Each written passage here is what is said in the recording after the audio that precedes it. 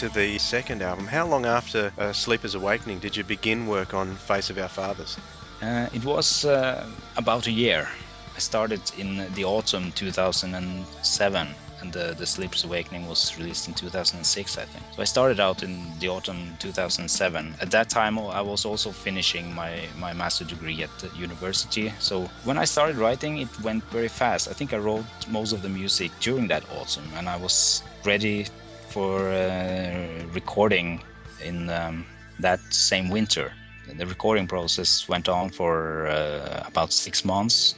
And Bjorn Johnson started the mixing process in July 2008, which he used about another 6 months. Did you use the same musicians from the first album, or did you bring in some new ones? I used some of the same, two of the same vocalists, which I like, Petter and Gry Tronslen. Petter is a very theatrical singer. I think he suits this music very well. Gry is also has a very, very original, very special sound in her voice, and I like that. In addition, I brought in 2 new vocalists. The drummer I used again. He is maybe not the most technical drummer in the world, but he is very talented, has a lot of ideas. He comes very well prepared, and he's just lovely to work with. Other than that, I used another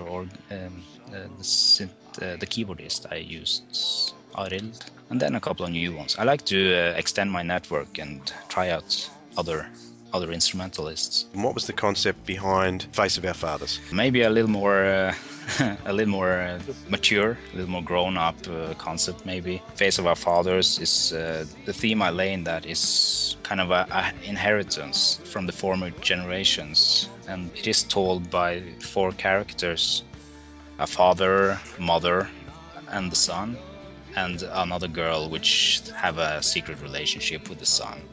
This is all about, it's a lot about the son, how the father and the mother is trying to pull him in different directions, and he tries to cope with that. So do any of your experiences in the military have any bearing on some of the subject matter in this? No, not at all.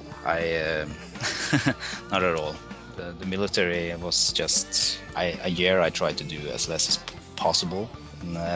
The military actions and most music, but no, this is more about some issues in the world today, which the generations are making the younger generations doing stuff for reasons they really don't know. With the terrorism today, for example, is a good example.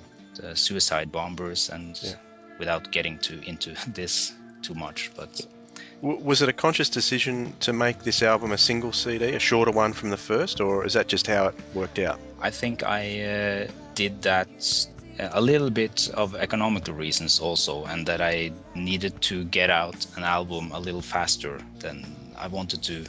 I didn't want to wait 3 or 4 years for the next release. Well, I wanted to try a single CD and see how that worked. Were you happy with the response that it got? It got some pretty good reviews in Prog magazine last year. Yeah, I'm very pleased. It was a little slower this time for the response, but the reviews and that stuff has been really well, just as well as the first one, I think.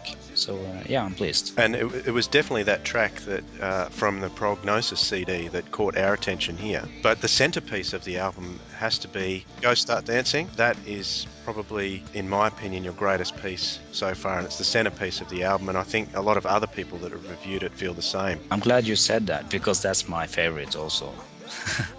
I just placed it in the middle because it suits the story. The songs is in the order they are because of the story.